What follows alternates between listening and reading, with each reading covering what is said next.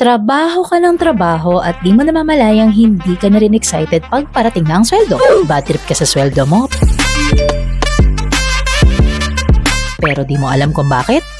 Magugulat ka sa mga reasons na i-discuss ko bakit ka frustrated sa sweldo mo. So let's go! Madalas ko naririnig ng bata pa ako na huwag bibilangin ng itlog habang wala pa.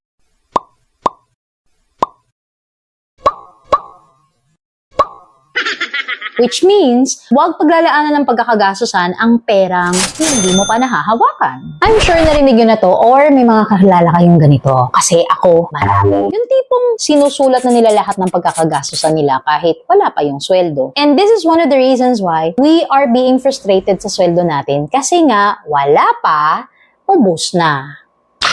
And how we can avoid this? Natatandaan ko nun yung father ng friend ko. Sobrang na-admire ako sa kanya the way he keep records of things. Kasi palagi niya nililista lahat ng mga pinagkakagastusan niya at ano yung pagkakagastusan niya at ano yung perang matatanggap niya. In short, monitor niya lahat yung mga bagay na kailangan niyang paglaanan ng pera. Ang ending, hindi siya basta-basta nawawala ng pera at hindi niya kailangan mangutang kasi hindi niya naman to ginagastos sa mga bagay na wala pa. Kasi namomonitor niya yung mga pagkakagastusan niya. And how to avoid it? Kailangan unahin mo munang bayaran ang mga bagay na kailangan mong bayaran on a monthly basis. Isama mo na sa listahan mo yung mga basic necessities na kailangan mong bilhin. Huwag mo munang isama sa mga listahan mo ano mo naman ang mga bagay na hindi mo kailangan. On that way, maiiwasan mong ma-short. And syempre, pag na-short ka, kailangan mong mangutang. Kaya naman, napaka-importante ng number 3. May bagong labas na naman na model ng cellphone at syempre, naiisip mo na naman na bumili nito dahil para upgraded ang cellphone mo. Pero dahil hindi nga pasok sa budget mo ang presyo nito, anong gagawin mo? Syempre, mag-i-installment plan tayo, diba? At since kumuha ka nga na installment plan, sigurado malulungkot at maiinis ka na naman kapag nalaman mo na paparating na ang sweldo. Dahil pagkarating ng sweldo, ubos na, may utang pa pa. Kasi naman, kumuha ka na installment plan na wala naman sa budget mo, diba? So, talagang mabibwisit ka if that's the case. But don't worry, because meron tayong remedy. Kailangan mong kausapin yung sarili mo. Tigilan mo yung sarili mong maghanap ng bagong pagkakagastosan dahil mahihirapan ka talagang mag-budget at mauuwi ka talaga sa utang. And you really have to delay the gratification, lalo na kung hindi naman talaga pasok at swak sa budget mo. Actually, yung cellphone ko mga ilang taon na siya. Kaya lang, since it is still working at naibibigay pa naman ito yung purpose niya, hindi ako basta-basta bumibili ng cellphone dahil alam ko na it is beyond my budget. And syempre, dahil may gusto akong ibang bagay na paglaanan, hindi ako basta-basta kumukuha ng hulugan. And that is one thing that you can do to avoid this. Bata pa lang tayo, palagi tayong sinasabihan ng ating magulang, mga tiyuhin, at mga kakilala na malapit sa atin na dapat meron tayong savings. At napaka-importante pala talaga na huwag i-ignore ang mga sinasabi nila dahil ang savings makakatulong pala sa atin lalo na sa ating pagtanda. And may mga pagkakataon sa ating buhay na maaring kakailanganin natin ng pera na to if ever something may happen to us, wag naman sana. At if ever gusto mo nang mag-retire, syempre may makukuha kang money if ever you would like to start a business. Kaya lang, isa sa mga malaking reason kung bakit ka na-frustrate sa sweldo mo, it's because maliit na nga yung sweldo mo, hindi mo alam kung paano pagkakasyahin, and worse, wala ka pang savings. Alam niyo ba, nung nakaranas tayo ng pandemic, COVID-19, ang dami kong kakilala na nagsasabing nagsisisi sila kasi hindi man lang sila nakapag-ipon. Marami akong kakilala na nagbabarko, ang ganda-ganda ng trabaho, and then bigla na lang, kailangan nilang magsiuwi, at pagdating dito, wala man lang silang kaipon-ipon. At alam niyo ba, na sobra nilang pinagsisihan yung mga decisions na nangyari na yun. Kaya lang, of course, we just need to look at the brighter side. Kailangan natin tignan kung ano yung magandang buti nito sa atin. Yes, nawalan tayo ng pagkakataong mag-ipon ng mga panahon na yun, pero sabi nga nila, the next time na makabalik sila sa mga trabaho nila, alam nila kung ano yung mas ipaprioritize nila. So how we can avoid this?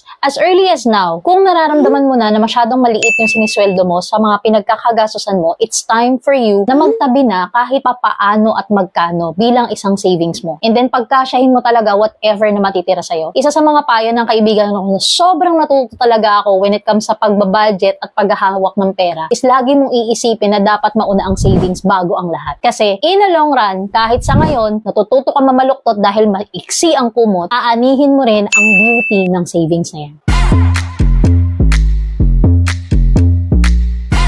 Akala nyo ba alahas lang at gadget ang nasasanla ngayon? Nagkakamali kayo.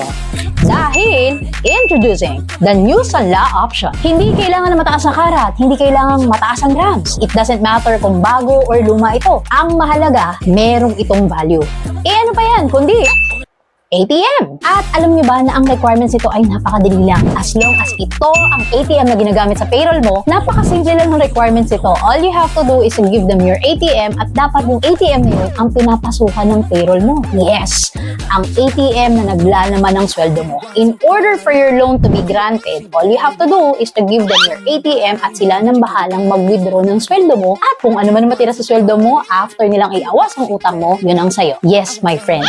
This is one of the reasons why marami ang napofrustrate sa sweldo nila kasi matuto silang isanla ang ATM na naglalaman ng sweldo nila. Sino ba naman ang hindi maiimbierna kapag ganun, di ba? Biruin mo, hinintay mo ng how many days nagtrabaho ka ng sobra-sobra. Tapos, pagdating ng sweldo, wala sa kamay mo yung ATM mo. And worse, hindi pa ikaw ang mag-withdraw ng sweldo mo. So, paano ba maiiwasan ito? All you have to do is, syempre, huwag tayong maglo-loan or mangungutang na ang kondisyon ay kailangan ibigay mo ang ATM sa kanila. Yes, alam natin, napakadali ng requirements na to para lang makuha natin yung perang kailangan natin. Nakakalungkot lang kasing isipin na may mga tao akong kakilala at na-witness na ganito ang pinagdaanan and really nade-demotivate sila on a daily basis kasi nga naman, wala sa kanila yung ATM nila, diba? Pero, may mga tao naman din akong kakilala na nakasurvive sila sa ganitong klase ng sitwasyon. Kaya, don't worry, don't be sad, kasi sigurado, kaya mo rin at may pag-asa pa. On or before your payday, naka-receive ka ng notification that your payslip is already available for viewing. Ito na. Excited naman talaga tayo na makita yung payslip natin and immediately, we're gonna jump to our computer, tapos i-access natin yung site and then, magulat ka, hindi accessible kasi ang daming nag-access. But, yes, we are really excited to see what's in our payslip kasi yun yung magiging basehan kung tama ba yung sisweldohin natin, diba? Pero aminin mo, the moment na makita mo yung payslip mo, naiirita ka at naiinis ka sa dami ng deductions mo. You know what? One thing that I've learned from my agents before is nakita ko, hindi na nila sine-check yung payslip nila. Hindi na sila nagkukumahog na mag-access ng site every time na dadating na yung payslip or available na yung payslip namin for viewing. And then, na-curious ako, bakit hindi nila ginagawa yun? And then, when I asked them, sabi nila, kasi naman TN, makikita mo rin naman doon yung mga deductions mo. Nakakainis lang na ganito kalaki yung tax mo. Ganito kalaki yung binawas sa'yo na ibang mga benefits daw. Ang siste, naiirita ka na bago mo pa makita sa ATM mo yung sweldo mo. So that's what I did too. Sabi ko, oo nga no, bakit hindi ko kaya gawin yung ginagawa nila? And that's what I've learned na tama sila. Hindi na ako naiirita sa sweldo ko. Mantakin mo, TL ako, pero nadidismaya pa ako sa sweldo ko compare sa sinisweldo ng mga agents ko. And when I did that, talagang na-appreciate ko na yung sinisweldo ko kasi nakikita ko na lang siya sa ATM ko tapos mag-withdraw ako eh. So, in order for you to avoid that frustration, simple lang, huwag mong tignan yung payslip mo. And you'll see that there's a difference kung ano mararamdaman mo kapag ka inumpisahan mong huwag tingnan yung payslip mo. So, itong payslip na to, kalimutan mo na muna to. I-access mo na lang siya kapag kailangan mo ng information or kailangan mo ipasa to sa mga kailangan pagpasahan. Or kaya naman pagka may nakita kang discrepancy sa sweldo mo, yes, of course, you can access it at any time. Alam ko madalas na nating naririnig to, but remember, we have the power to change our life. Kayang-kaya nating baguhin ang mga bagay that is within our control. And you have to start from changing your mindset. Yung mindset na nakikita mong kakaunti, nakakainis, nakakadismaya, at paubos na? How about having an attitude of gratitude? Maging mapagpasalamat kahit na maliit or malaki ang nakukuha. Hindi ko sinasabi that this will happen overnight. Hindi natin maa-address agad-agad to. Of course, you have to exercise that attitude. Kasi magugulat ka unti-unti, the more na nagiging masaya ka, the more na nagiging mapagpasalamat ka, the more na mas nakikita mo yung value ng kinikita mo, the more na nakikita mo yung fruit ng labor mo, at may iwasan mo nang ma-frustrate. And syempre, the more na nakakapanood ka ng ganitong video, nababago din yung mindset mo.